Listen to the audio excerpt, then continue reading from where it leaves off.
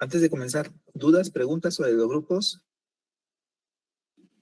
Básicamente, si es que hay compañeros que, o grupos, mejor dicho, que tienen menos integrantes.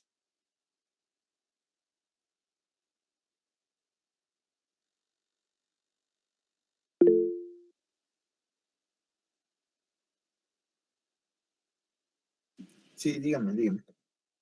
Así, doctor. En el caso del grupo 5, nos había sorteado a 7, pero una de nuestras compañeras dejó el curso y en este caso seríamos 6 nada más.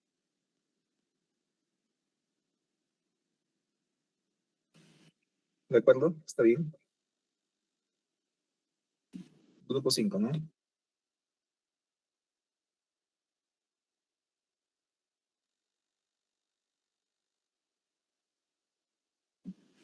Mándame, yo te mandé el listado de los grupos. Mándame ese mismo listado, marcando, resaltando los compañeros que se han retirado, ¿no?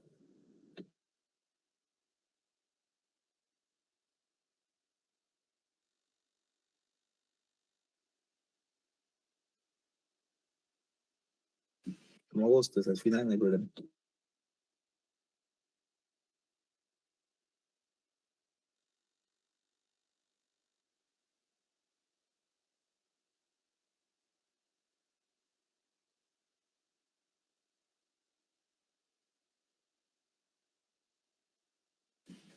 Únicamente hoy es quizá la última clase de que yo voy a impartir, porque luego siguen las exposiciones. Vamos.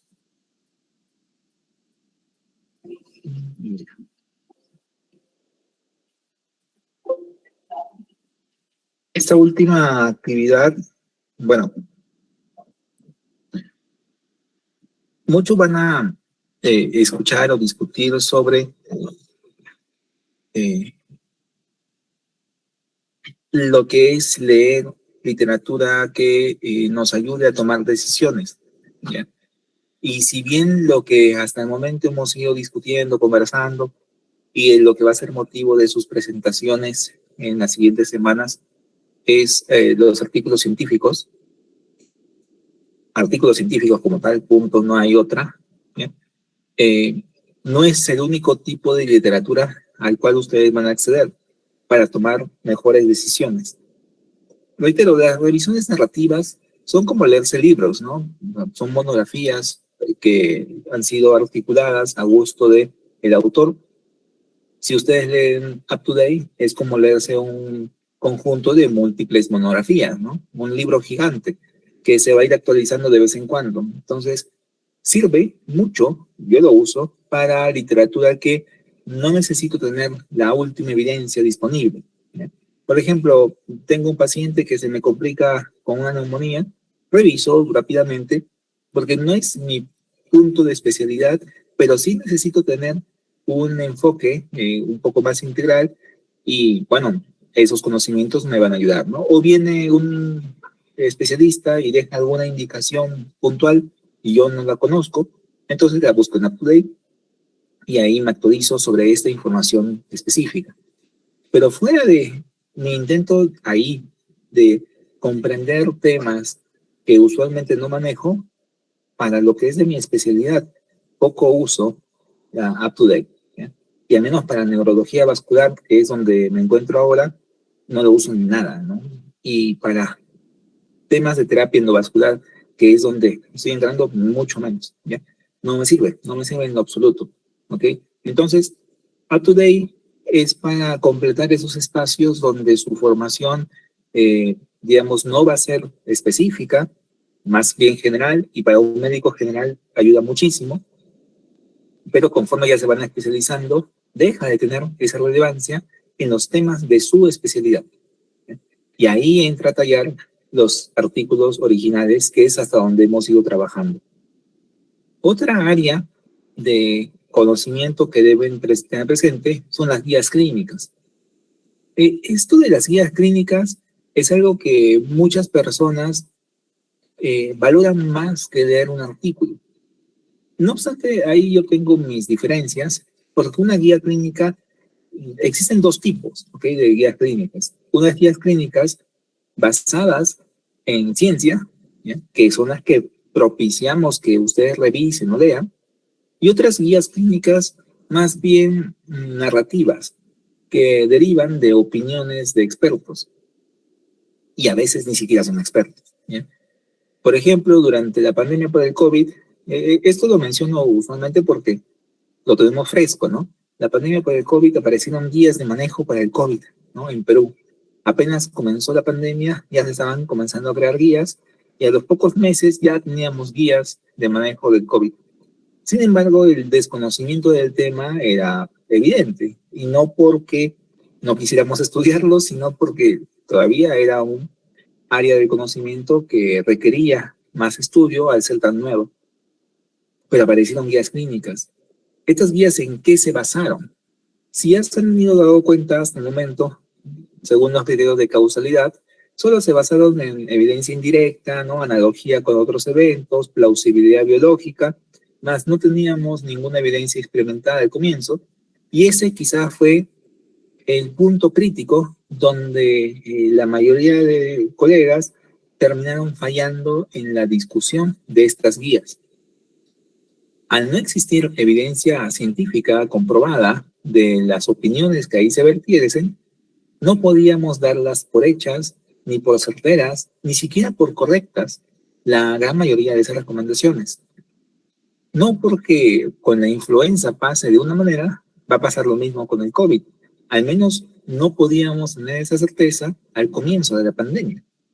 Si bien podíamos tomar medidas generales que sabemos que han funcionado con todas las enfermedades, por ejemplo, el lavado de manos es algo que sabemos que funciona con cualquier enfermedad, no podíamos tener certeza de otras recomendaciones, como por ejemplo el uso del amono cuaternario o la toma de temperatura diaria y esas cosas. Entonces, tenemos que ser críticos, incluso cuando esas recomendaciones vienen por instancias como el Ministerio de Salud o de Salud mismo. Les decía que existen dos tipos de guías, ¿no? Al igual que las revisiones, cuando decimos revisiones, existen dos tipos de revisiones, las revisiones narrativas y las revisiones sistemáticas, siendo estas últimas las que son artículos de investigación como tal, ¿no? Que obedecen a una pregunta específica y la responden. Bueno, también existen guías clínicas que serían guías clínicas basadas en opiniones, y el cuestionamiento va por ese lado, son opiniones, no tenemos evidencia ni nada de eso. Y están las otras guías clínicas, que sí son las que se han creado a partir de investigación o de ciencia o de literatura que ya existe. Pero, ahí viene el gran detalle, no cualquiera puede escribir una guía clínica basada en ciencia. Existen sistemas rigurosos de evaluación de estas guías clínicas, y este es el sistema internacionalmente aceptado, el sistema GRADE, para la evaluación de cómo crear una guía clínica. ¿Bien? Yo he tenido la suerte de participar en la creación de la guía clínica de manejo de BC en Perú, bueno, en el salud de Perú, no puedo decir Perú general porque falta el MINSA. Es la única guía clínica que tenemos en Perú sobre el manejo de BC. Y además me permitieron revisar algo de 14 guías clínicas de manejo de diversas enfermedades, pero no como revisor especializado, sino como un, digamos, revisor metodológico. Y bueno, acá les transmito un poco de esto de la experiencia de revisar sistemas GRADE para las guías clínicas. ¿Ok? Vamos viendo. En principio, verán, las guías clínicas de EBC existen en varios lugares, ¿ya? Por ejemplo, acá está la guía clínica de EBC de Estados Unidos, que es la que actualmente usamos todos en el mundo en general, porque la de Estados Unidos compila muy bien la información científica. Es de 2018, las guías clínicas no se actualizan año por año, se van actualizando conforme sabemos que existe evidencia nueva que sea relevante para cambiar decisiones clínicas. Este año han salido varias publicaciones en el manejo de trombectomía, por ejemplo, para un caso muy particular, y quizás esas publicaciones sí se traduzcan en cambios en las guías clínicas y más o menos Se entiende que cada 4 años se cambian las guías clínicas, así que estamos justo a punto de recibir la próxima actualización de estas guías, uniendo esta información. Lo bueno es que de algún modo las guías de Estados Unidos salen cada 4 años por ahí, 2018 salió la última, mientras que las europeas salen también cada 4 años, pero la última salió en 2020 más o menos, ya 2021. Entonces, como que uno se va actualizando por un lado de 2018 de Estados Unidos, y a los 2 años de la de Europa, y así, vamos como que intercalando. Pero también tenemos la guía, bueno, la guía colombiana, ya, de manejo de BC, la guía canadiense, ya, esta es más antigüita, también de BC, y hasta tenemos por ahí a una guía de Arabia Saudita de manejo de BC, y como les dije, también tenemos la guía peruana, que bueno, ya está un tanto desactualizada. ¿Cuánto fue? Ya 2017, 18 también por ahí que la hicimos. Entonces, estas guías reúnen la mejor información disponible al momento. Si es que reúnen la mejor información, ¿por qué tenemos que hacerla por países? ¿No? O sea, digo, cuando hicimos la de Perú, reunimos la mejor información disponible. ¿Qué necesidad había que en otro país se haga? O al revés, ¿no? Obviamente al revés, para no pegar de tanto ego. Si ya la guía americana había sido publicada y tenía tanta información científica sólida, ¿qué necesidad había de hacer una peruana? O una colombiana, o esta de Arabia Saudita? Bueno, ahorita lo vamos a conversar. Tengan presente que existen estas guías en cada país, o al menos en varios países. ¿Ya? Las guías deberían ser esto, recomendaciones, no son directrices, no son así cosas obligatorias, pero basadas en la revisión sistemática, lo que ya hemos conversado en la sesión anterior, la búsqueda de información exhaustiva del tema, ¿no? Revisada, criticada, cuestionada, y así proponer la mejor balance de riesgos-beneficios, ¿no? De todas las alternativas disponibles para el tratamiento de una enfermedad potencial. ¿Ya? Esto es así, todas las alternativas posibles, ¿no? Ya por ahí van dándose cuenta de por qué necesitamos en cada país. Disculpen un momentito. Un momentito.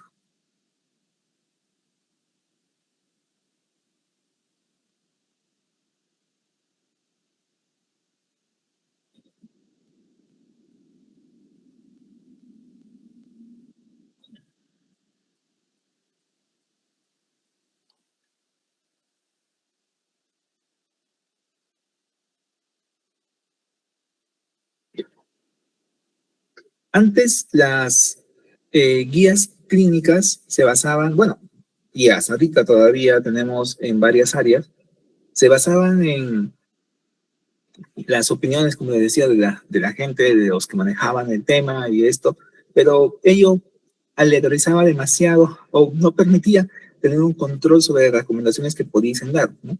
Y esto en Perú era dramático, catastrófico, y lo ha seguido siendo, por ejemplo, con la del COVID, porque hay muchos intereses de personas, ¿no? De poner algún tratamiento que sea beneficiario para ellos económicamente. Ya saben, dueños de alguna empresa y terminan proponiendo un tratamiento inútil con tal de que ellos ganen más, ¿no? Pasó con el COVID, ¿no?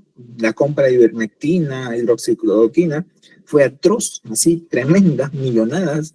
Al final terminó en nada, nadie les criticó, porque era una recomendación de expertos sustentada por una guía, pero se vendió demasiado. En pocos países del mundo se hizo ese tipo de compras, ¿ya?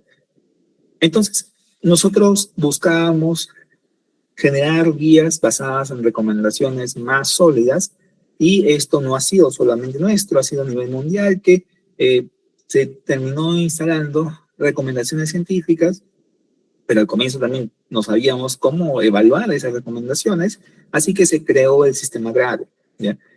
Eso tiene como fin optimizar cómo nosotros vamos a evaluar los artículos que van a ser incluidos, y además ofrecer un nivel de recomendación, una fuerza de recomendación, ¿ya? Decir si es una recomendación sólida, fuerte, o una recomendación más bien débil, que pasaría a ser más una sugerencia, ¿ya?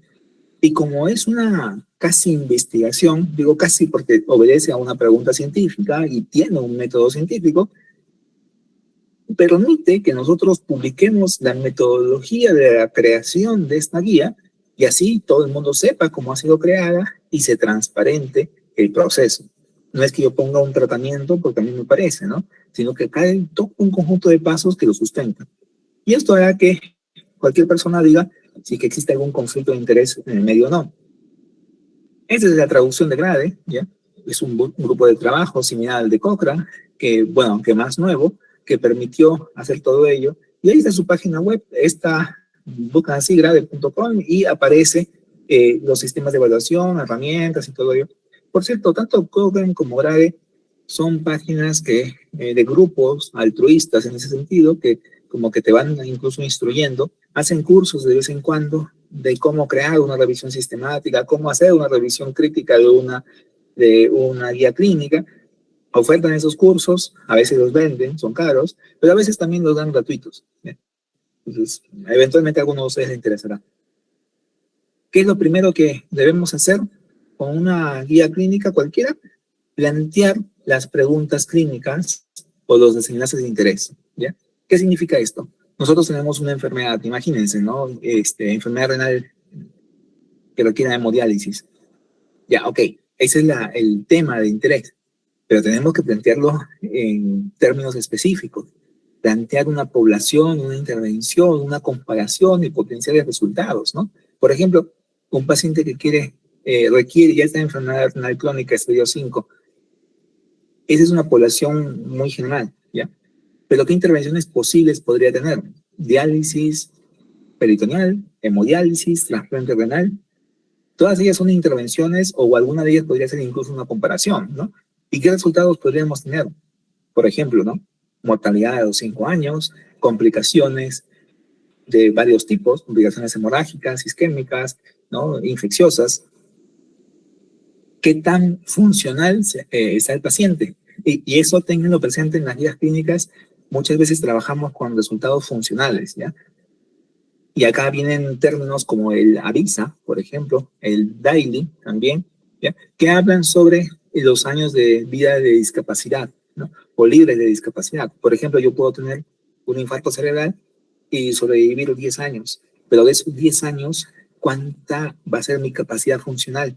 Si mi capacidad funcional se ve reducida al 50%, entonces en realidad estoy viviendo de esos 10 años como vivir 5, ¿no? Porque al final haber trabajado, haber tenido una capacidad funcional que me limita a la mitad. Bueno, saben que es un mal número, pero finalmente no hablamos de solamente tiempo de vida, sino tiempo de vida útil, ¿ya? Y esos resultados usualmente son los que te piden. Esto de acá no es exclusivo de la guía GRADE, lo usamos para cualquier revisión sistemática, ¿ya? Y lo primero que hace el grupo es establecer cuáles son las preguntas de interés, ¿ya? Aquí, por ejemplo, para enfermedad renal les puse una, ¿no? Pero, por ejemplo, para complicaciones de enfermedades renales también tenemos otra, manejo de emergencia, tendremos otra, cuándo indicar diálisis de emergencia, tendremos otra, y así el grupo comenzará, el grupo de expertos que se reúnen para hacer esta guía, buscará plantear cuáles son las preguntas de interés. Por ejemplo, para la guía DBC en Perú, una de las primeras preguntas es ¿cómo hacemos el diagnóstico de DBC? Puede parecer hasta muy obvio, pero tenemos que tener claro cuál va a ser la guía, instrumento, metodología que en Perú emplearemos para el diagnóstico, tanto de EBC en la fase aguda como en la fase subaguda, ¿no? ¿Cuál va a ser el mejor tratamiento disponible? ¿No? Sabiendo que existe una variedad de tratamientos, por ejemplo, ahí tenemos alteplase, tenectoplase, desmoteplase, sabiendo también de la disponibilidad de estos medicamentos en el Perú, ¿no? Y de la cantidad de ensayos clínicos que se hayan hecho. Y después, los desenlaces de interés. Ok, yo quiero evitar el infarto, quiero reducir la discapacidad a los 3 meses, a los 6 meses del año, disminuir la mortalidad, las complicaciones intrahospitalarias, el que sangre, digamos, después de haber recibido la trombólisis. Todo ese conjunto de cosas debemos mencionarlas, ¿ya? Ahora, Podemos plantear múltiples preguntas. El asunto está que cada pregunta tiene que ser respondida con el método científico. Así que cada pregunta implica un reto y no podemos ponerlos 100 o 1000 retos, ¿no? Tenemos que ponerlos de forma así mesurada que permitan que el grupo pueda desarrollarlo. Usualmente en una guía clínica planteamos, bueno, como en las de Perú, planteamos unas 10 preguntas, mientras que en otras guías clínicas, en las norteamericanas, por ejemplo, se pueden dar el lujo de plantear como 30 preguntas, porque ellos tienen más personal, pues, ¿no? Nosotros elegimos, el equipo que creamos la guía, elegimos cuáles van a ser los desenlaces de interés a evaluar, pensando que estos desenlaces también les importa a los pacientes, a los familiares, ¿no? No podemos elegir, por ejemplo, solamente mortalidad, que eso nos importa a nosotros, también a la familia, sin considerar la discapacidad funcional, retorno al trabajo, por ejemplo, que eso sí le importa al familiar o al mismo paciente. ¿Ya? Son desenlaces que deberíamos incluir en toda guía clínica, que le importen al paciente. Y aquí hay un problema, ¿no? Usualmente el infarto cerebral es una enfermedad que no mata mucho, a diferencia del infarto de miocardio, donde la mortalidad es alta. En neurología el infarto cerebral no mata mucho, es 15-20% de mortalidad, pero sí deja una alta discapacidad. ¿A qué voy? Que cuando nosotros tenemos un paciente con infarto, les damos de alta y a veces la gente se olvida de que ese paciente no va a estar bien en su casa, va a estar discapacitado y va a tener que traer a colación a que toda su familia también se encuentre discapacitada, ¿no? Limitada en esfuerzos, no va a poder salir a trabajar y de por sí ya perdió a una persona que trabajaba. Entonces, estamos afectando la economía de toda la familia. Bueno, nosotros no, pero la enfermedad afecta a toda la economía. A diferencia del infarto de miocardio, ¿no? Que si sobrevive va a tener una mejor capacidad funcional en algunos casos. ¿Bien? Estos tienen que ser evaluados y determinados a fuerza de recomendación. Así que nosotros tenemos aquí, imagínense, ¿no? Estos desenlaces, ¿ya? Que comenzamos a plantear. Aquí les pongo 3 de los tantos que discutimos. ¿Ya? Mortalidad, discapacidad, transformación hemorrágica, ¿ya? ¿Y qué pasa? Luego hacemos algo así.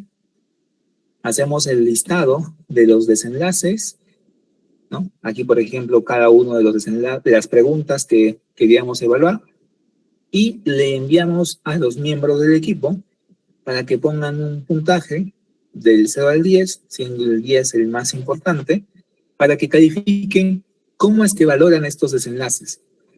Si ellos dicen, por ejemplo, que algún desenlace vale 10, significa que es un desenlace que obligatoriamente deberíamos poner.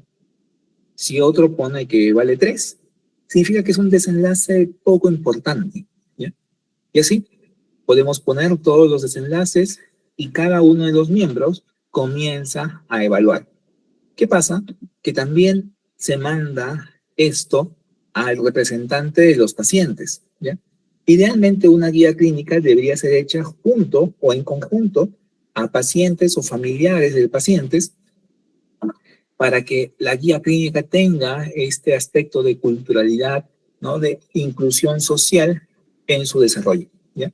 Entonces invitamos ya existen grupos de pacientes o de familiares de pacientes de determinadas enfermedades, ¿no? Por ejemplo, ¿no? Por ahí, manejo de epilepsia, ya hay un grupo de epilepsia, de familiares y esto. Manejo de EBC, también hay un grupo de familiares o pacientes con EBC, algo así como Alcohólicos Anónimos, pero a nivel de enfermedades, ¿no? Entonces llamamos a estos representantes y que vengan y nos digan si es que estos temas les importan, obviamente explicándoles qué buscamos con cada uno de estos temas, ¿no? Y comienzan a evaluar. Vean, aquí hay un aspecto que no lo conversamos previamente cuando hablábamos de pruebas diagnósticas, pero un tema importante es que cuando se cree una evaluación, esta evaluación debe ser discriminatoria, ¿ya? O sea, permitirnos a nosotros discriminar correctamente entre lo bueno y lo malo. Si una evaluación a todos les va a poner 20 o a todos les va a poner 0, no sirve como evaluación. debería permitirse en una evaluación que algunas personas aprueben y otras desaprueben según el criterio que estamos queriendo evaluar. Por ejemplo, cuando yo hice los exámenes, nadie sacó 0 absoluto y tampoco por ahí algunos sacó 17, 18 en el examen, ¿no? O sea, habían personas que iban de un extremo al otro de la evaluación, ¿ya? O sea, gente con buen puntaje y con mal puntaje. Pero es que eso es lo que se espera en la vida real, ¿no? Gente que sepa más que otras. Imagínense que todos ustedes hubiesen sacado 14. Mi examen no servía para nada, ¿no? Literal, no servía porque aún el que no sepa sacaba lo mismo que el que más sabía, ¿ya?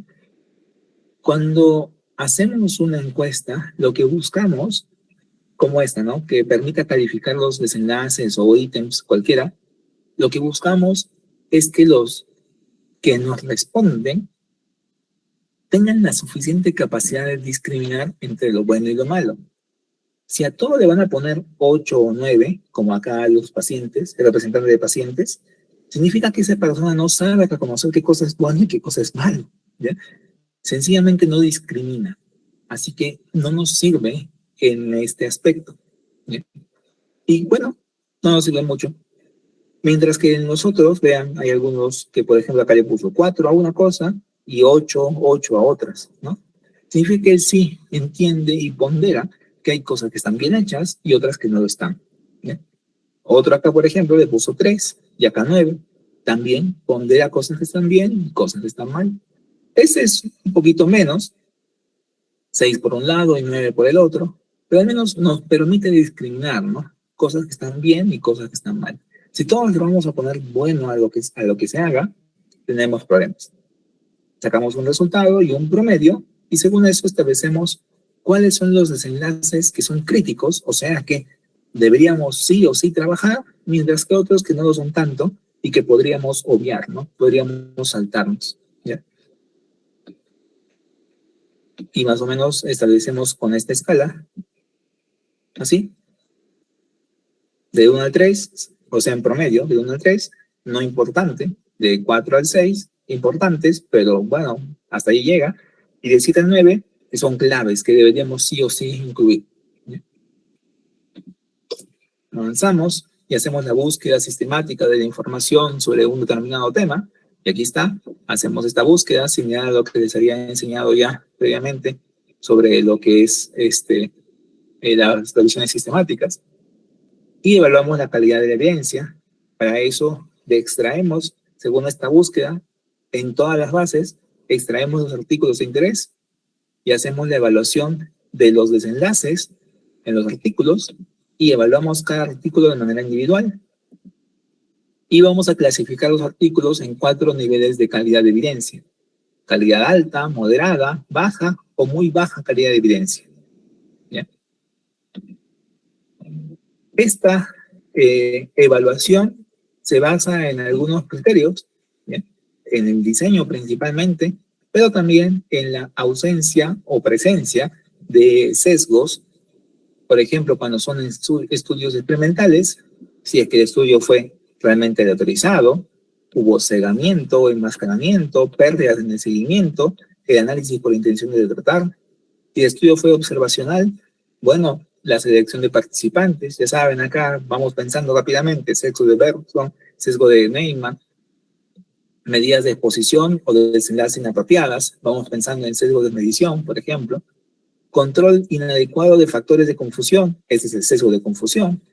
Seguimiento incompleto de los pacientes, sesgo de pérdida del seguimiento, ¿no? Vamos pensando ya en qué tantos sesgos podríamos tener si incluimos mal o no en algún estudio.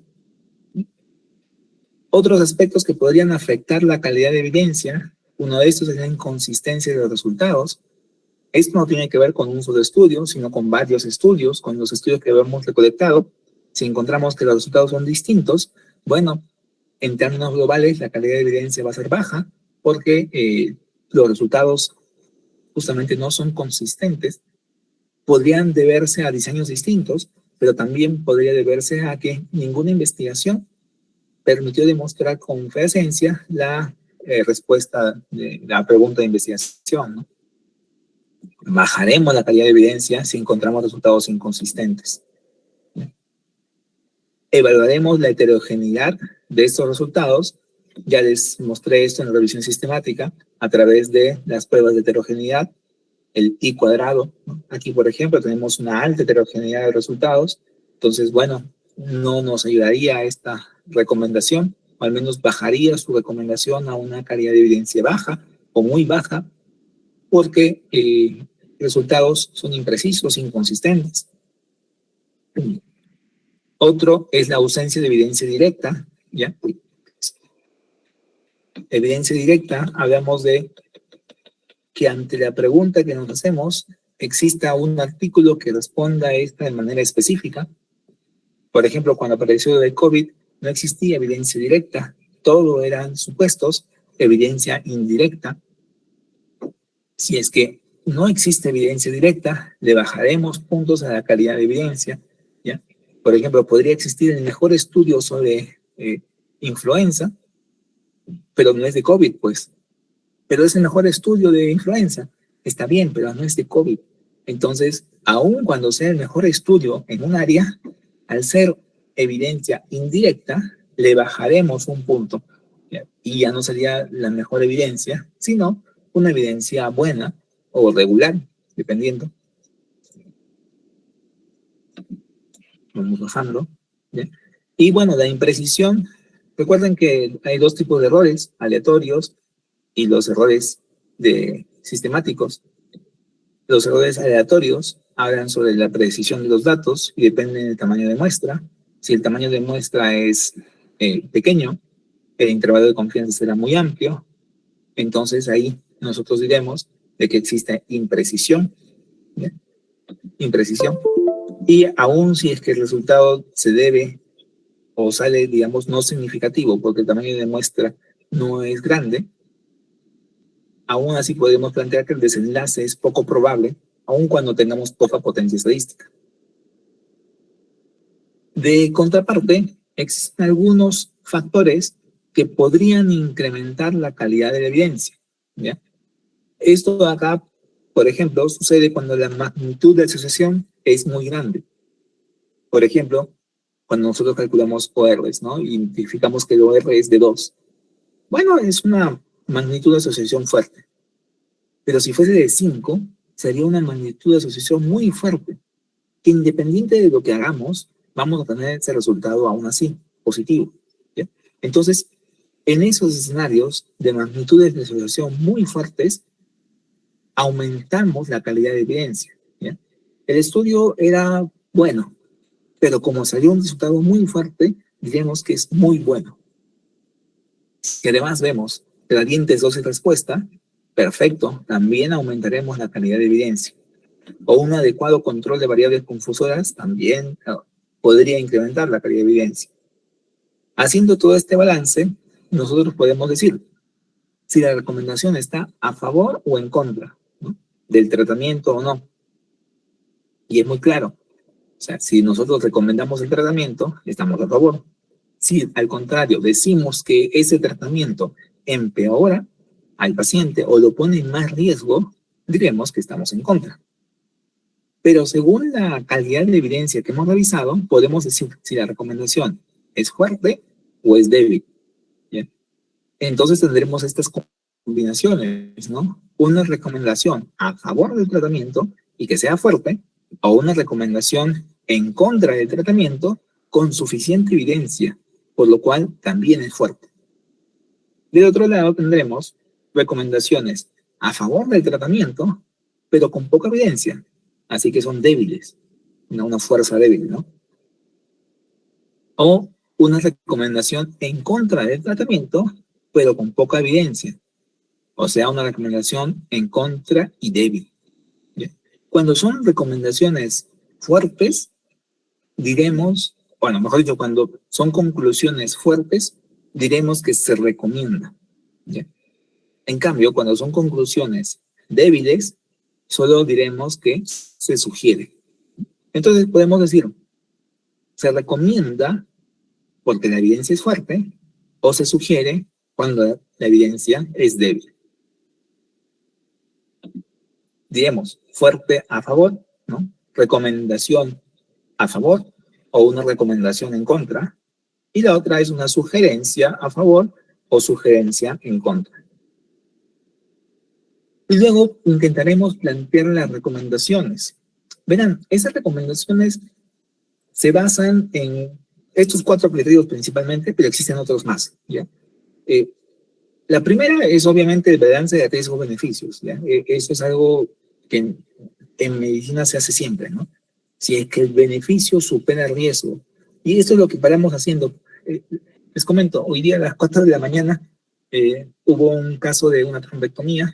Yo estaba de guardia, así que tuve que, ir rápidamente a este caso. Y era una paciente de 81 años con un puntaje de NIS de 25. Ya sabrán después lo que significa puntaje de NIS, pero eso implica que era un déficit discapacitante severo, ¿ya? O un infarto severo. La probabilidad de muerte en esta paciente era de más del 30%, y las complicaciones que podríamos haber tenido en el procedimiento eran muy altas, ¿ya? Y bueno, me tocó a mí tener que ir a buscar al familiar para que firme consentimiento informado. En esa situación de shock, explicarle a un paciente o a un familiar sobre estas cosas es difícil, y tenemos que intentar traducir nuestro lenguaje para que el paciente nos entienda. Pero aún si es que uno es extranjero, pues no, digamos que no, ni siquiera entienden a veces el acento, y tienes que traducirlo en un lenguaje que ellos lo puedan entender fácilmente. Entonces, rápidamente, explicarle, y tiene que ser rápido también, ¿no? Explicarle, en este caso al hijo, la señora tenía 81 años, ¿no? Al hijo que su mamá está teniendo un infarto, que si no se hace nada, la probabilidad de muerte es de casi el 50%, o sea, uno de cada 2 pacientes con esas características de infarto iban a morir. Pero si dábamos el tratamiento, la probabilidad de muerte se reducía a un 30-40%. Por ahí no va la cosa. La cuestión está que si no hacemos nada, la probabilidad de que se recupere es nula o prácticamente nula. Mientras que si hacíamos algo, la probabilidad de que se recupere subía a un 15 o 20%.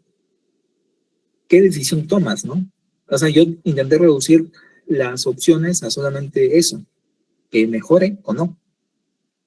Si no hacía nada, probabilidad de recuperación 0. Si hacíamos algo, 15 a 20%. Él sabía, entonces, que las chances de hacer algo y que mejore eran pocas, pero era su única opción. No le estoy forzando yo a que tome una decisión. Él podría haber dicho tranquilamente, no hacemos nada, porque finalmente las chances son bajas, ¿no? Y igual va a quedar mal. Y sí, hubiese sido una opción también. Pero tiene que él tomar la decisión basado en la información previa, que nosotros tenemos que intentar reducirla para que él pueda tomarla. En este caso aceptó la trombectomía, el procedimiento salió muy bien, se sacó un coágulo de 2 centímetros en el primer intento, felizmente, y la paciente ahorita está en UTI, ¿ya? Entonces, el procedimiento salió genial, todo bien. Ahora nos queda a nosotros ver que todas las demás cosas sigan fluyendo, desde el manejo intensivo hasta la rehabilitación, para asegurarnos si es que esa paciente entra en ese 15-20% de probabilidades de que vaya bien. Y eso tiene que ser plasmado en las guías clínicas, ¿no? Al menos este balance de riesgo-beneficio. Porque, ojo, si la paciente sale bien, claro, significará que se hizo muchas cosas bien, pero ya estadísticamente estaba planteado que solamente le iba a ir bien a un 15-20% de pacientes con esas características. Si va mal, bueno, podrá sonar feo, pero es parte de la estadística que ya nosotros sabíamos que podría ir mal. Entonces estamos preparados también para asumirlo. Otro punto, aparte del riesgo-beneficio, es la calidad global de la evidencia. O sea, esto que hemos ido conversando, ¿no? Sobre evaluar la calidad de la evidencia, considerando puntos a favor y en contra. Bueno, eso es por cada artículo. Y después podemos sacar una evaluación global. El otro aspecto es valores y preferencias de los pacientes, ¿ya? Recuerden que hace un ratito les estaba diciendo que al paciente, al hijo, le hablé de mortalidad, pero luego me centré en su discapacidad. ¿Por qué? Porque en mortalidad no ganábamos nada, ¿ya?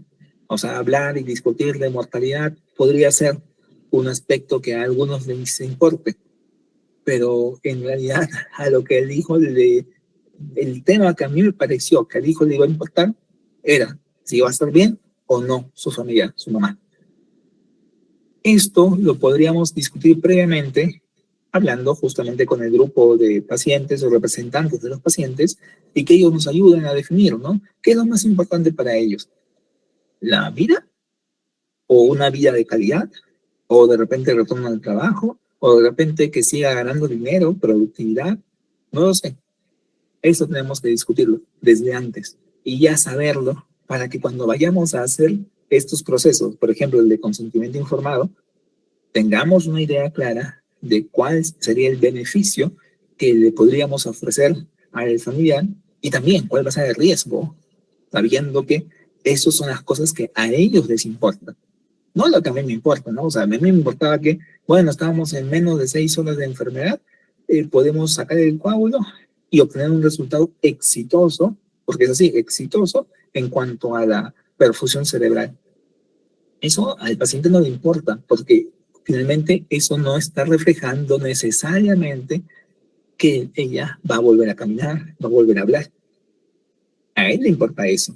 ¿Cuál es la probabilidad de que camine? No la probabilidad de que retiremos el coágulo. Eso casi siempre es un 80-90%, sino la probabilidad de que camine. Y no porque saquemos el coágulo el paciente va a caminar. Eso es algo que no necesariamente se comporta así. Sí, incrementa la probabilidad, pero no es el desenlace que a ellos les importa. Y lo otro es uso de recursos o costos. Esta pregunta cada vez toma otro tipo de directrices, porque en Perú y bueno, acá también en México, hace algún tiempo era el paciente que tenía que pagar todo, entonces la discusión no iba sobre cuánto vamos a gastar nosotros, sino cuánto va a gastar el paciente o el familiar del paciente, ¿no? Y por ejemplo, una trombectomía es carísima, carísima, carísima, más o menos unos 30,000 soles, ¿ya? En la trombectomía.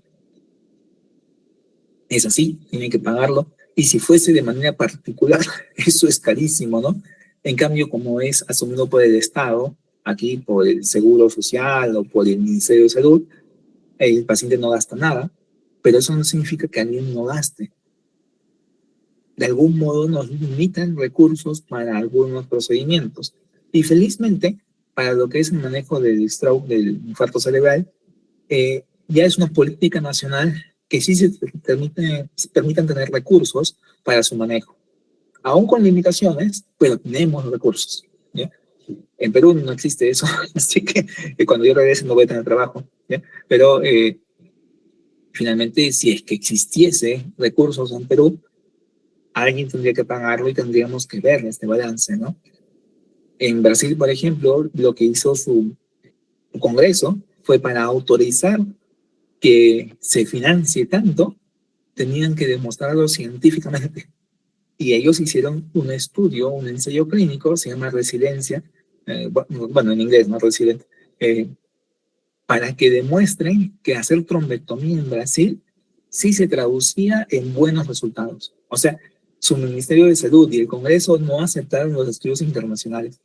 Pidieron que los mismos brasileños hagan su propio estudio y tuvieron que hacer su propio ensayo clínico y demostrar que ahí servía tal cual cualquier otro país. Se publicó genial en New England. Entonces, demostrar que tu intervención, aun cuando sea costosa, se traduce en beneficio para los pacientes de manera significativa, tal que ayude a una reducción de costos a largo plazo. Hay otros criterios, por si acaso, ¿ya? Y otros criterios que son importantes de considerar. Uno de ellos es la factibilidad de implementación. Por ejemplo, ¿no? Por ejemplo, yo les digo a ustedes, estoy ahorita siendo entrenado para hacer rescates vasculares. Imagínense que yo regrese a Cusco, ¿ya?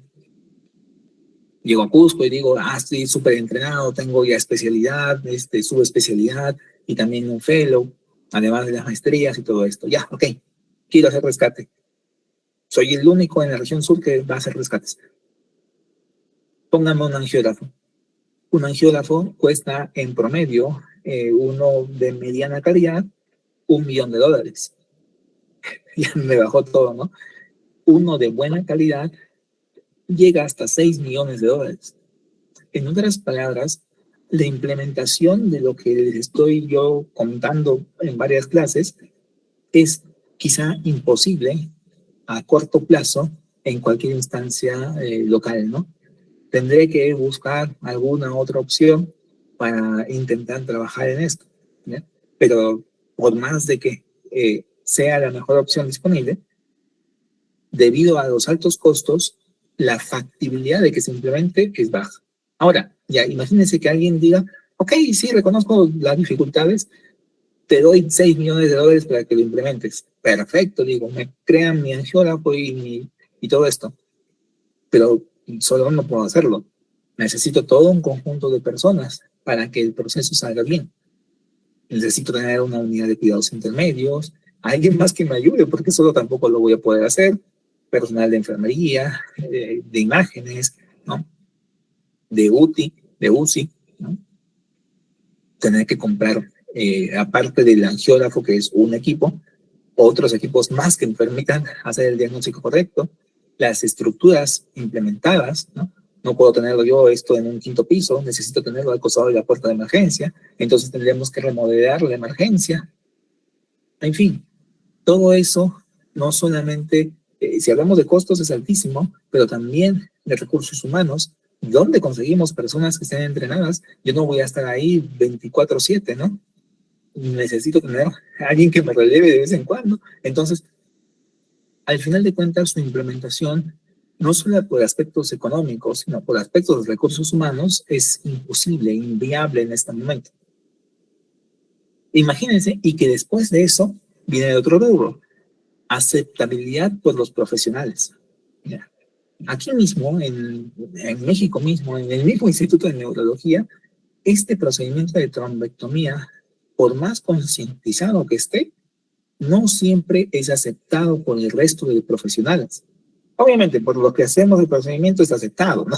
Pero imagínense, cuando llega un código ITUS, tenemos que mover desde el personal administrativo, de enfermería, de diversas especialidades o áreas, por ejemplo, emergencia, de UTI, ¿no? Llegan a nuestro servicio, hacemos el procedimiento y después retorna el paciente. Todo ello implica una carga de trabajo adicional para cualquier servicio. Entonces, tranquilamente por ahí un cero nefasto viene y dice, no, no te ayudo. Pero es importante, sí, pero no me importa ayudarte, ¿no? Entonces, tenemos este problema de una baja aceptabilidad, aun cuando tengamos todo implementado, porque, bueno, pues por ahí alguna persona no ha sido correctamente entrenada, capacitada o concientizada de la importancia de estos temas, ¿ya? Pasó hoy día, ¿no? Hoy día simplemente terminamos el procedimiento exitoso, todo bien, y el jefe de emergencias dijo, no tengo cama para retornar al paciente, tiene que ir a otro lado. Estuvimos 4 horas buscando cama, ¿no? Entonces, hay gente que es así, torpe, pues, ¿no? Y por más de que existe evidencia disponible y esté, digamos, incluso institucionalizado el buen trato de esto, hay gente que es torpe, simplemente te pone una traba y punto, se acabó. Y otro punto es la equidad.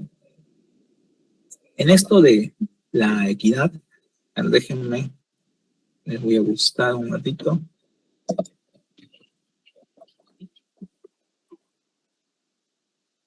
Hay un listado de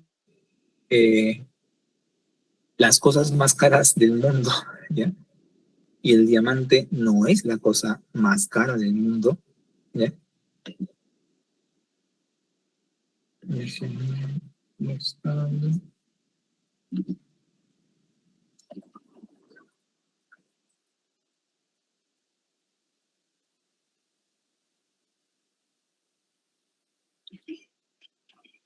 Pueden buscarlo, se llama Spinraza.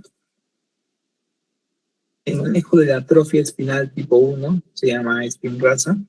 Es un medicamento que figura dentro de las 10 cosas más caras del mundo y está más caro que incluso el ¿cómo se llama? El diamante, ¿ya? En cuanto a volumen, pues, ¿no? Digamos, 1 gramo de diamante comparado con 1 gramo de este medicamento, ¿cuánto cuesta? ¿Ya? Y este medicamento cuesta más que el diamante, ¿no? Su precio, a ver, que estoy buscando. Ok, bien. Su precio es de aproximadamente $750,000 por año, ¿ya? De tratamiento. Cuando se detecta un niño con atrofia espinal, bueno, existen varios tipos, 1, 2 y 3. La atrofia espinal 1 y 2, eh, si el niño no recibe el tratamiento pronto, de inmediato, fallece, ¿ya? La tipo 3, como que puede, digamos, notarse recién a los 4 o 5 años, ¿ya? No es una atrofia espinal completa, entonces va creciendo el niño, y recién a los 3, 4 años, cuando ya tenga más peso, se van a notar los cambios físicos, y se hace el estudio y se determina que tiene esa enfermedad.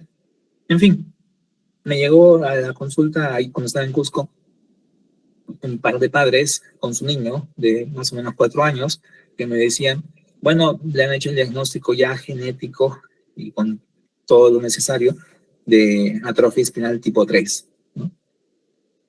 Y me pedían ayuda para el tratamiento. Y yo, bueno, eh, en principio es una enfermedad de la que conocemos como huérfanas, porque existen poca, digamos, atención a ese tipo de enfermedades, desconocimiento de muchas áreas, incluso yo mismo no sabía y hasta el momento tampoco sé cómo conseguirles el tratamiento a estos pacientes. O sea, sé que existe el tratamiento, pero, a ver, no vas a ir a una farmacia y decir, quiero ese tratamiento, ¿no? Tienes que contactarte con el laboratorio que lo vende y, bueno, hacer toda la gestión necesaria. El asunto está que me decía, quiero que el seguro lo pague, ¿no? No me lo dijo así, pero se tradujo así, ¿no? El seguro lo pague, ¿no? Es salud. ¿Cómo se hace? Bueno, existe todo un procedimiento. En salud tenemos la instancia que se llama YETSI. YETSI es la parte de investigación y evaluación de tecnologías en salud que permite hacer dictámenes de cuando un tratamiento es más costoso, para que así, a pesar de que no está en el listado de enfermedades que se tratan por el seguro, se pueda pagar con el seguro, ¿no? Mejor dicho, esta enfermedad que no está cubierta por el salud la termine pagando, ¿no? El asunto está que la evidencia disponible para esta enfermedad es para el tipo 1 y el tipo 2. Para el tipo 3 existe evidencia indirecta, porque si funciona para el 1 y 2, debe funcionar para el 3, ¿no? La única diferencia está que el 3 ya es un niño más grande y no tan chiquitito como 1 y 2, donde tiene que ser rápido. Le expliqué un poco de eso a la familia y todo esto, pero luego viene la discusión, ¿no? Les estoy diciendo, el tratamiento cuesta $750,000 año. Estamos hablando de cuánto, más o menos 3 millones, bueno, 2 millones y tanto, 2.700.000, pongámosle, de soles al año. 2.700.000. Dejémoslo cerrado en 3 millones. 3 millones de soles año. Solamente para el tratamiento. No para todo el resto de cosas que eso implique, ¿ya? O sea, desde hospitalización, rehabilitación, atenciones especializadas, cuidados, exámenes previos y demás. Solamente para que te den el frasquito con el medicamento, ¿ya? Es como venderte el diamante y ya tú ves cómo haces el arete, la cadena y todo eso, ¿no? Solamente para el frasquito con el tratamiento, ya. 3 millones al año. Pregúntase a ustedes, ¿y cuánto cuesta el tratamiento de anemia? Así, anemia carencial, ¿no? ¿Saben? Imagínense, ¿no? Eh, la pastilla de fierro, sulfato ferroso, vale 0.03 décimas. Bueno, el blister vale algo de 30 céntimos, ya más o menos, en Perú, ¿no? 30 céntimos el blister, de 10 pastillas. Pongámosle un sol, ya exagerando, vale 30 céntimos, pero pongámosle un sol. ¿Sí? Un sol, 10 pastillas. ¿Al año cuánto se gastaría? Si son 360 días, redondeando, ¿ya? 360 días. Y por 10 pastillas te dan un sol. ¿Cuánto estás gastando al año? ¿Alguien saque los números? Vamos chicos, la tabla del 10. ¿Están en mi clase? 3.600. ¿Cómo 3.600? Oye, es la tabla del 10. Si son 360 días y con un sol compras 10 pastillas. 36 soles. 50. 36 soles al año por una pastilla de sulfato ferroso al día. Reitero, el blister vale 30 céntimos, pero lo estamos redondeando a un sol. Si fuese con 30 céntimos, sería más o menos unos 12 soles, ¿no? Pero ya, dejémoslo en 36 soles. Es más, dejémoslo en 40 soles, ¿ya? Para que facilite la tabla del 10, ¿no? 40 soles al año en tratamiento de anemia. Con 3 millones de soles, ¿a cuántos pacientes podemos tratar? Vamos, vamos.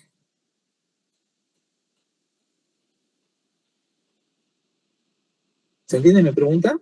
Respóndanla, por favor. Otra vez, doctor. Con 3 millones de soles, ¿a cuántos pacientes con anemia podemos tratar en un año?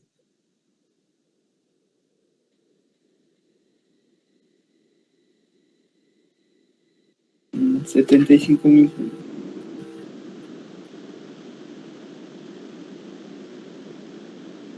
¿Sí? ¿Todos de acuerdo? Sí, doctor, por ahí. Sí, doctor, 75,000. Pregunta.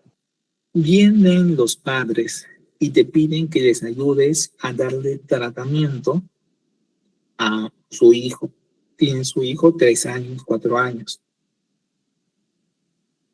Que les ayudes a conseguir el financiamiento o la estrategia de financiamiento para que reciba tratamiento. Y ustedes saben que el costo de ese tratamiento es de 3 millones de soles por año. Y en este momento ustedes están calculando que con ese dinero pueden tratar a 75,000 personas por un año con anemia. ¿Qué hacen ustedes? No que le dicen al familiar ni nada de eso. ¿Qué hacen ustedes? O al menos, ¿qué piensan ustedes? ¿Tratamos a una persona o tratamos a 75,000 durante un año? Opción A, una. Opción B, las 75,000. A ver, respondan en el chat.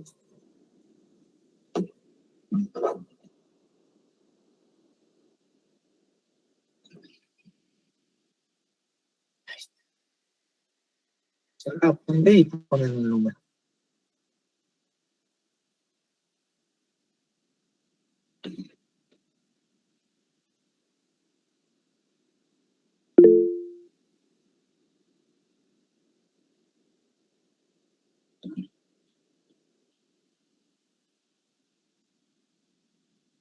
Bueno, entiendo que son todos los que han asistido a la clase.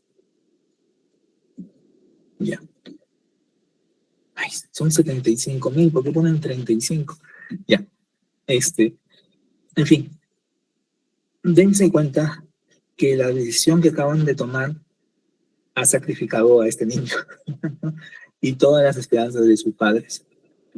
Y si bien es una decisión que puede parecer hasta lógica, esos padres no tenían la culpa. ¿Sí? No tenían la culpa de que su niño nazca con esta enfermedad. Como no tendrán la culpa ninguna de las personas que tengan algún hijo con otras enfermedades de este tipo, o peores, que no tienen ni siquiera tratamiento. Este niño tiene un potencial tratamiento, pero otros niños no lo tendrán. Y estoy comparándolo con anemia, ¿no? Con algo que incluso los mismos pacientes podrían pagarlo. Sin ser injustos, podrían conseguir algún tipo de tratamiento, ¿sí? A diferencia de este, que no va a conseguir de otra manera tratamiento. Esta forma de pensar de solamente evaluar costos es una forma incorrecta, ¿ya? Es una forma poco ética incluso, y que si no la corrigen, eventualmente van a hacer daño a la población, ¿ya? Y es que así como hacen las cosas chicas, también harán las cosas grandes. Cuando venga alguien que les pida financiamiento para hacer una investigación que solucione problemas y les pida, por ejemplo, necesito 300.000 soles para hacer una investigación que podría traducirse en un mejor tratamiento, ustedes podrán decir, pero con 300.000 soles yo doy tratamiento a tantas personas. ¿Para qué te voy a pagar tu investigación? Justamente ese tipo de pensamiento hace que la sociedad no avance, ¿ya? Pensar en la inmediatez, ¿no? Pensar en solucionar cosas baratas o a mayor gente. Eso no es equidad, ¿ya? Y vean que este ejemplo fue algo muy sencillo. Matemáticamente estaban en lo correcto al decir, prefiero tratar a 75.000 personas, pero están abandonando la suerte a otras. Y eventualmente podríamos gastar muchísimo más y abaratar esos costos, ¿no?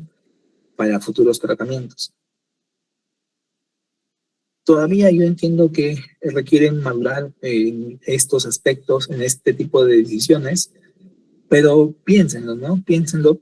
Si ustedes tuviesen un hijo o una hija o un hermano, hermana, con esta enfermedad, ¿no buscarían darle tratamiento? Si tuviese anemia, ustedes lo pagarían, no verían la forma de cómo tratarlo. Si es que tuviese esta enfermedad, saben muy bien que no tendrían oportunidad. Y la única manera es acercarse y pedir ayuda. Y ustedes le van a negar diciendo, no, pero es que preferimos tratar a 75.000 personas. Fue una situación muy difícil, ¿ya? Le expliqué el camino a los padres, les dije, esto es como un juicio, tenemos que sustentar las preguntas y las evidencias disponibles ante un comité de expertos que no solo se van a fijar en la evidencia, sino en los costos potenciales, ¿no? Y beneficios que podría recibir su hijo. Esto nos podría tomar un buen tiempo. En realidad, las veces que se enfrentó a este tipo de cosas, la evidencia no fue suficiente. Este grupo del JETSI, al menos cuando yo estaba en Perú, era muy cerrado y muy mal tratante. Decidían así, no, es muy caro, muy caro, muy caro, y no daban el tratamiento. A diferencia de Chile y de México, que sí tenían ese tratamiento disponible. Y por pura suerte, si bien la madre era cusqueña, el padre era mexicano, que estaba viviendo en Cusco, y decidieron hacer la vía medianamente larga, decidieron venirse acá a México y con la doble nacionalidad de su hijo, buscarle el seguro para que al final le traten. No sé en qué terminó eso, porque de ello ya hace como 4 o 5 años, no sé si habrán llegado acá, ¿ya? No volvieron a mi consulta, pero al menos les intenté explicar cuál era el camino que iban a seguir administrativamente, pero para que ellos tomen la decisión, ¿no? De si es que enfrentábamos todo ese proceso o si es que iban a buscar otra opción. Y ellos me dijeron, bueno, la otra opción es que vayamos a México, ahí tenemos familia y todo esto, y podemos buscarle seguro, porque ahí sí el seguro lo cubre. Sé que todavía muchos de ustedes no van a comprender cuál es la mejor decisión, y es que en términos prácticos no existe una mejor decisión cuando uno ya es salubrista, pero ustedes todavía no lo son. Cuando uno es gestor de salud, va a tener que decidir, ¿no?, sobre lo más caro para beneficiar a pocos o lo más barato para beneficiar a muchos, ¿ya? No seamos populistas, ¿ya? ¿Saben cuál fue el sueldo de Gareca? ¿Alguien tiene idea cuánto ganaba Gareca como entrenador de selección? Deben saberlo. No, claro. ¿Nadie? ¿En serio? Estaba cerca del 1,5 millones, ¿no? O 1.250.000 dólares al año. Y uno dice, 1.200.000, póngale $1.000.000 por año. Y cuando hay quejas o reclamos de los sueldos del presidente y los ministros, ahí sí, todo el mundo reclama. Pero a Gareca nunca escuché que le hayan cuestionado su sueldo. Y es que las personas somos así, ¿no? Al menos los peruanos somos así. No sé si en otros países también lo serán. A los políticos les criticamos todo y que ganen lo menos posible. Es más, ad honorem, que el presidente sea ad honorem. Pero para un entrenador de fútbol, que se gaste la millonada, ¿no? Nuestro pensamiento en cuanto a equidad está muy mal. Yo he pensado muchas veces, ¿no? Mejor que el Congreso contrate a un presidente, ¿no? Y que pague, no sé, pues 3 millones de soles al año, o dólares al año para que sea un buen presidente, en lugar de estar teniendo que elegirlo nosotros, porque al menos por evidencia sabemos que los últimos 5 o 6 presidentes han sido unos tipos que no tienen ni idea de lo que están haciendo, ¿no? Entonces, preferiría que pongan a un comando técnico de la mejor calidad y que se les pague correctamente a tener que estar siguiendo con estas cosas de elecciones, de falsa democracia, ¿no? Entonces, la equidad no va por aspectos de costos, sino de cómo podemos distribuir de manera real, ¿no? Y que beneficie a las personas, incluido aquellos que no tienen oportunidades. Si esta persona, esta familia hubiese tenido el $1.000.000 para pagarlo, quizá lo hubiese hecho. Digo quizá porque también hay gente que prefiere ver morir a su hijo a pagar $1.000.000, ¿no? Pero lo más probable es que sí lo hubiese hecho, ¿no? Y cerrarle la puerta es bien difícil.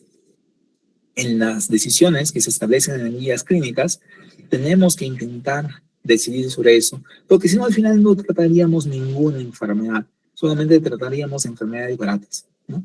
El cáncer, por ejemplo, en el Perú estuvo muy relevado durante muchísimos años porque habían costos. El manejo, por ejemplo, del trasplante de médula ósea, o sea, cuesta una millonada, y en Perú no se hace, bueno, no se hacía, no sé si ahorita se hará, ¿no? Pero no se hacía porque tampoco había gente entrenada para hacerlo. Porque al final de cuentas pensaban igual, ¿no? Está muy caro, ¿para qué vamos a hacerlo? Bueno, el tratamiento que yo estoy recibiendo en este momento, el entrenamiento que estoy recibiendo en este momento es para dar tratamientos que son muy caros. Superan tranquilamente los 60.000 soles, ¿ya? Pero son tratamientos modernos y de alta eficacia. Si mi pensamiento fuese, ok, como es muy caro, mejor no le doy, mejor no hubiésemos creado ninguno de esos tratamientos, ¿no? Hace muchos años hubiésemos creado y hasta ahí hubiese llegado la medicina, ¿ya? Entonces, intentemos cambiar un poco eso. Ustedes están muy jóvenes todavía, necesitan pensar más allá de simplemente costos, ¿ya? Eso se espera de un abuelito en realidad, ¿no? Solamente ven costos, no le importa las otras cosas. Piénsenlo, medítenlo, cuesta, y hay muchos textos sobre bioética, equidad y demás que podrían ir analizando. En San Marcos, en la universidad que vengo, nos hicieron varios cursos de esto y no pensé, hasta que vi este tipo de discusiones, que sí podíamos entrar en ese nivel de discusión de no solamente ver costos, sino también ver el lado humano en cuanto al tratamiento. Si se dan cuenta, no solamente la medicina basada en evidencia no tiene solamente el pilar de la experiencia y de la evidencia, sino el pilar humano, ¿no?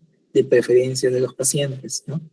Y bueno, ningún paciente va a preferir que dejen a su hijo, a su hija, bueno, algún familiar, ¿no? No va a preferir que dejen al paciente, sea este su hijo, su hija, su hermano, sin tratamiento, porque simplemente no queremos gastar. Gastamos para otras cosas, imagínense. Tampoco es que sean 1.000 niños con esta enfermedad, ¿no? Quizás 5 o 6 en el Perú. Bueno, dejemos de pagarle a Gareca y paguemos el tratamiento de uno de estos niños, ¿no? Entonces, bueno, quizá va por ahí ese tipo de discusiones, ¿no? En fin, hacemos nuestra tabla grade y tenemos todo este conjunto de cosas que hemos ido discutiendo y les vamos a poner una clasificación. Si hay sesgo y este sesgo es serio, lo pondremos. Si hay inconsistencia y no es seria, lo pondremos. Y así pondremos los resultados y todo esto y diremos, viene el ensayo clínico, ya, entonces es una alta calidad de evidencia, pero hay riesgo de sesgo serio, entonces le bajamos a baja calidad de evidencia, ¿no? Y hacemos un ponderado final y diremos, el riesgo, la calidad de evidencia es baja, baja o muy baja, pero la importancia del desenlace era crítica. Eso lo habíamos establecido al comienzo con la entrevista de los participantes. Haremos este ponderado y sobre eso plantearemos nuestra recomendación. En este caso, por ejemplo, para esta recomendación específica de cuál es el tratamiento para el paciente que viene con 4.5 horas de enfermedad, hasta 4.5 horas de enfermedad, es que si cumple los criterios de elegibilidad, demos alteplase endovenoso inmediatamente con esta dosis, ¿no? Dentro de las 4.5 horas de enfermedad.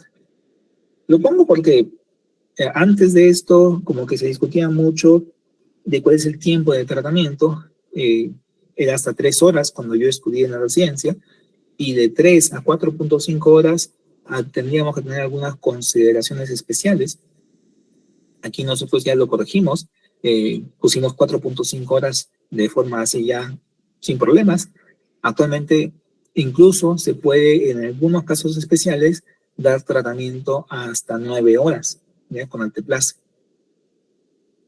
El argumento es que hay mejores desenlaces en cuanto a discapacidad y mortalidad, ¿ya?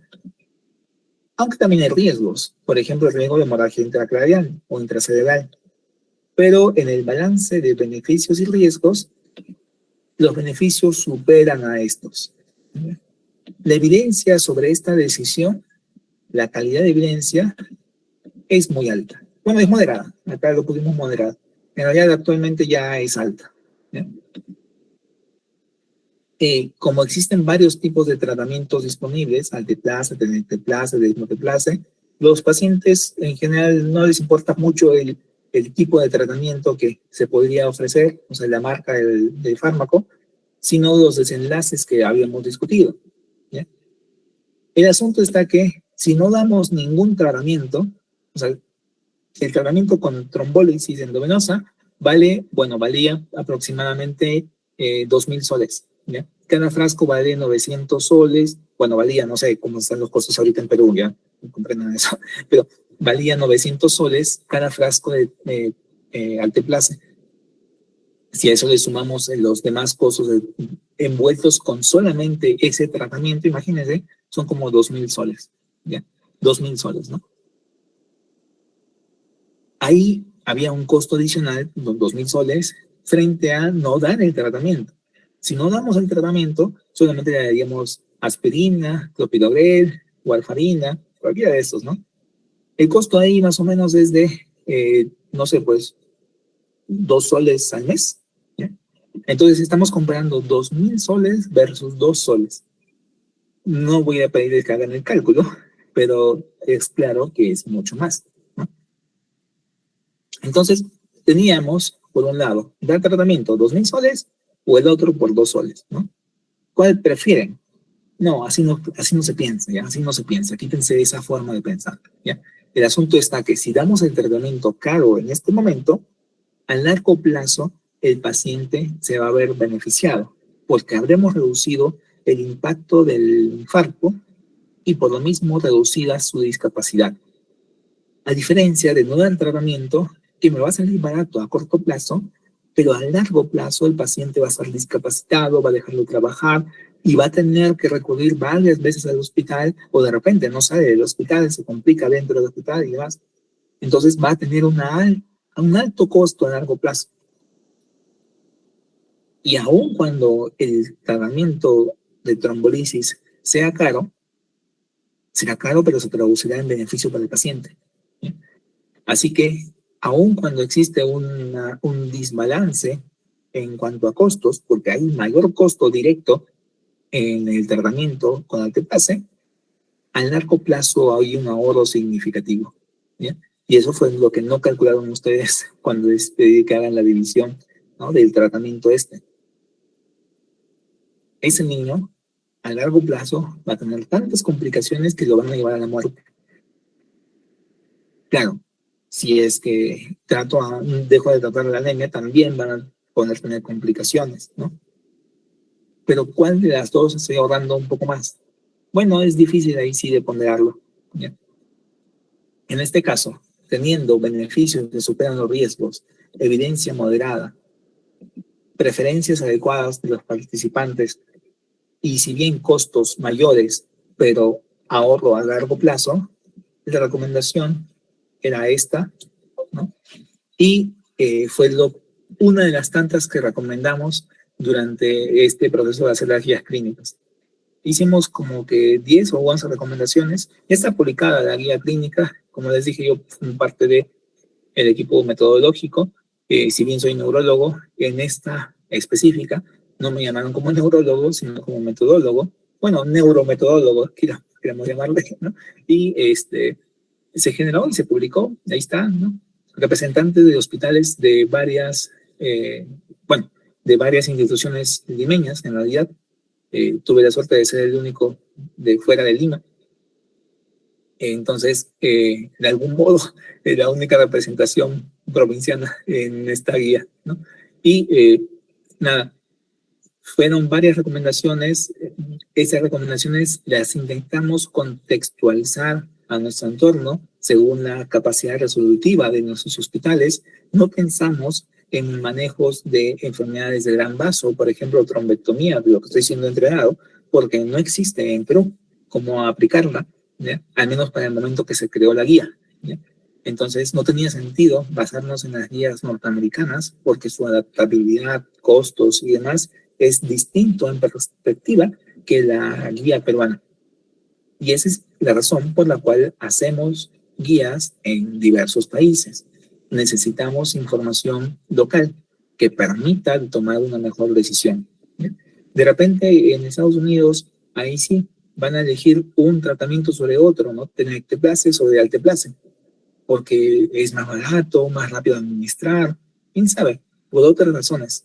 Pero en Perú no nos importa, ¿ya? Porque en principio ni siquiera hay tenecteplase, ¿no?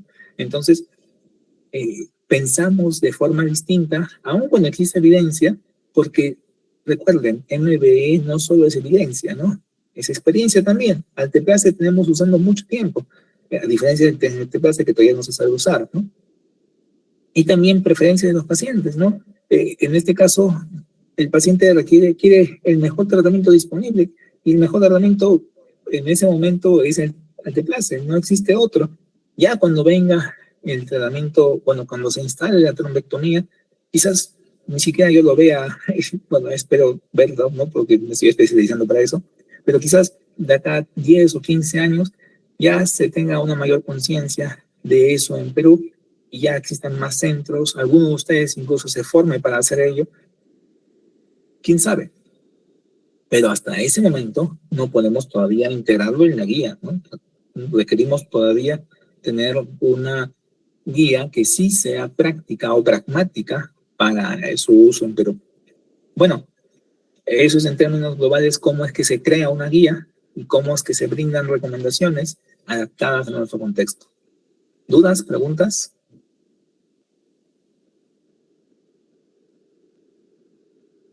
¿Alguien?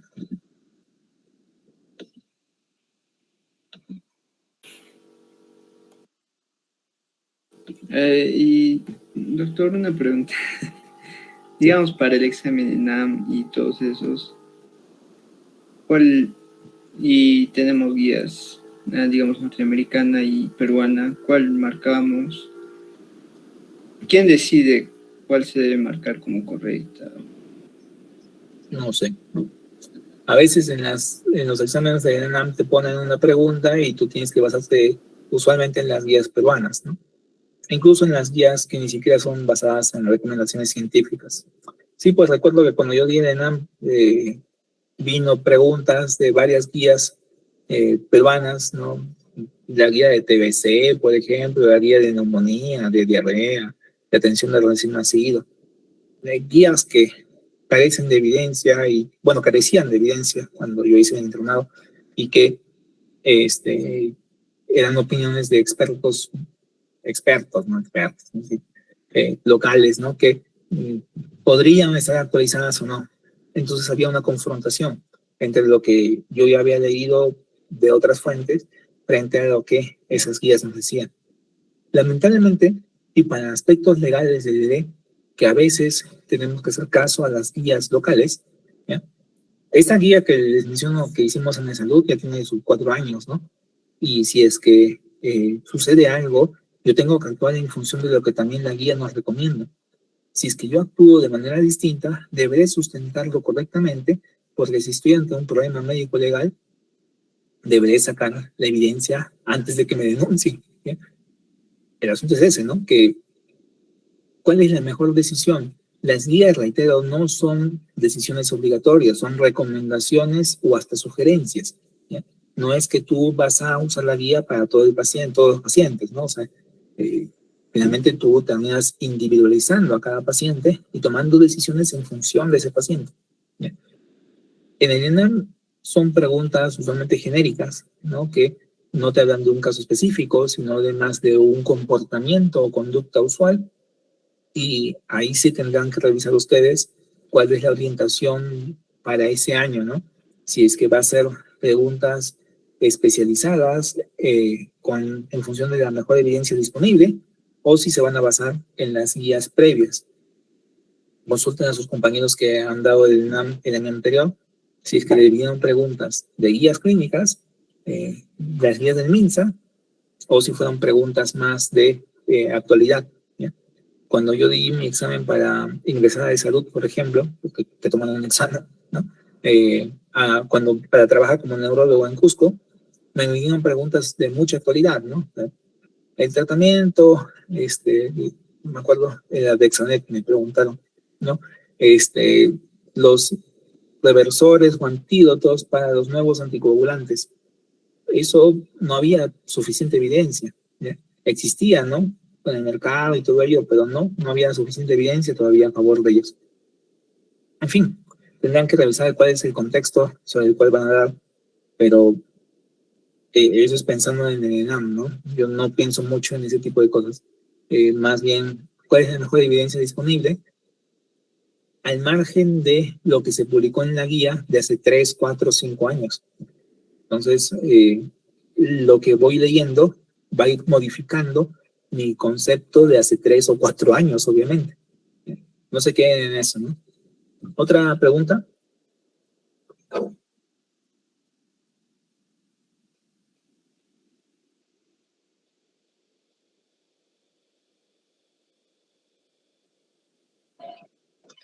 Listo, chicos.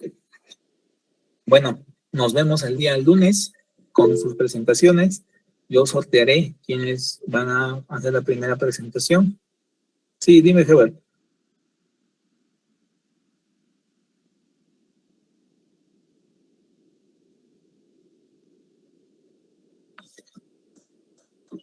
No puede porque tenemos el tiempo justo, ¿no? A menos de que ustedes quieran quedarse hasta las 11 de la noche exponiendo, ¿no? O sea, si queremos manejar los tiempos como habíamos ya preestablecido, tenemos que comenzar este lunes. Si no, exponen hasta las 11, ¿ya? Y eso no era lo que queríamos, ¿no? A menos que ustedes me digan que sí, exponen hasta las 11, pero también para cansarse, yo también voy a cansarme hasta las 11. Si ustedes me dicen, bueno, pero si no, exponen el lunes. Tengan presente, son 8 grupos, ¿ya? ¿Cómo distribuyen 8 grupos si cada uno de ellos tiene que exponer 30 minutos? ¿No? Y las sesiones del lunes son de 1 hora y del miércoles de 2 horas. Y nos quedan cuántas sesiones antes del fin del curso, antes del examen final. Si se dan cuenta, no son demasiadas, ¿no? Y tenemos que ajustar los tiempos. ¿Okay? Por eso les decía que esta es la última clase que yo doy. Ya luego vienen sus exposiciones. Lo otro es que si bien, yo sé que hay profesores que les hacen que ustedes expongan todo y que no digan nada, ¿no? El profesor está durmiendo, o está comiendo como es al revés en este caso, ¿no? Bueno, esto implica otro tipo de preparación, ¿ya? Así que necesito que me envíen los artículos este viernes, ¿de acuerdo? A menos que me digan que el día, los lunes nos vamos a quedar hasta las 11, no hay forma de cómo cambiemos esto de acá, ¿ya? Si me dicen que en sí nos quedamos hasta, lunes hasta las 11, movemos las presentaciones para el día miércoles. De lo contrario, se mantiene comenzando el día lunes. ¿Estamos? Me respondes después cuál de las dos decisiones están tomando. ¿Ok?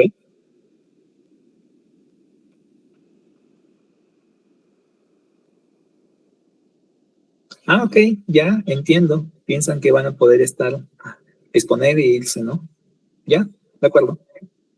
Entonces el lunes hago otra actividad más para rellenar este vacío y el miércoles comienza.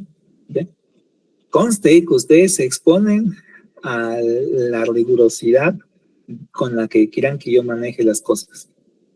Listo, nos vemos entonces el día lunes con una actividad más y el día miércoles ya comenzamos. Sí, Gerson.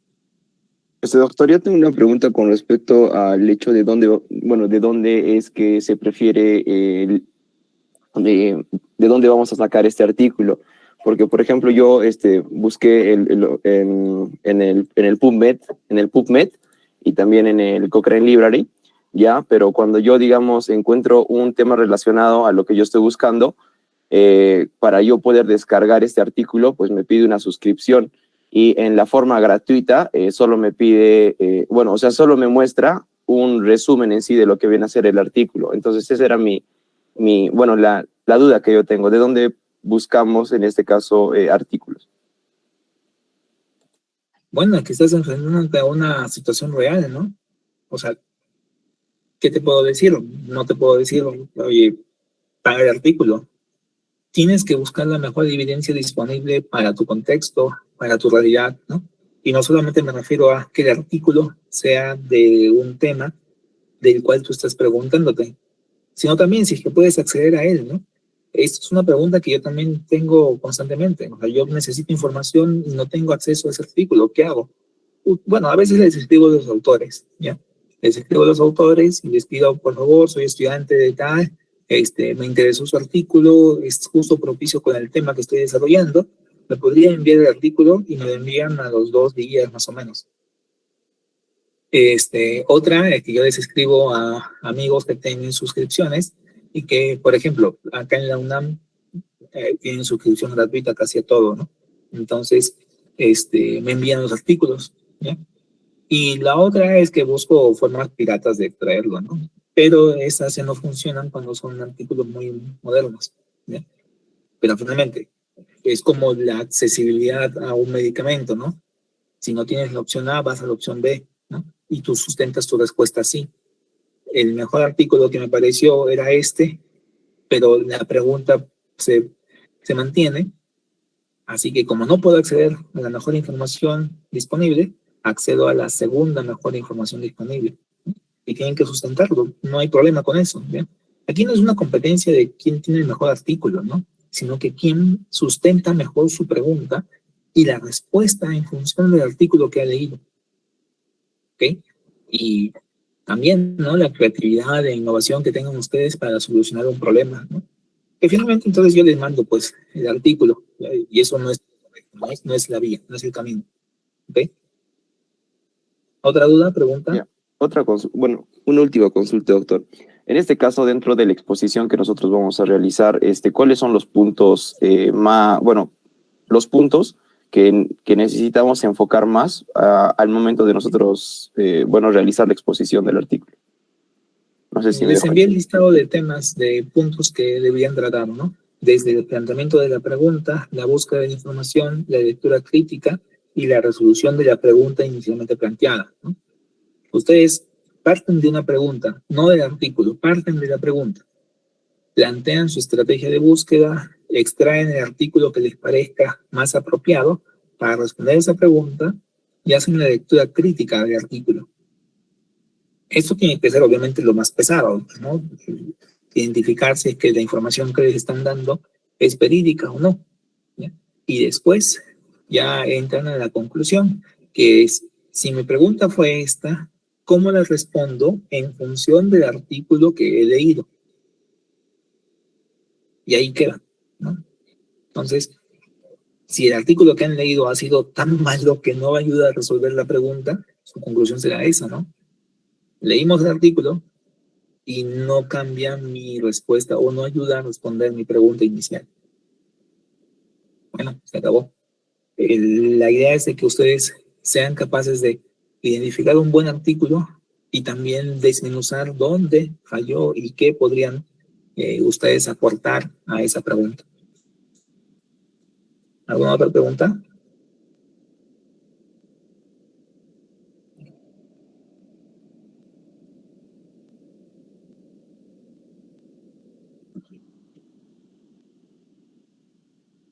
Listo, chicos. Bueno, nos vemos el día lunes entonces. Cuídense, hasta luego.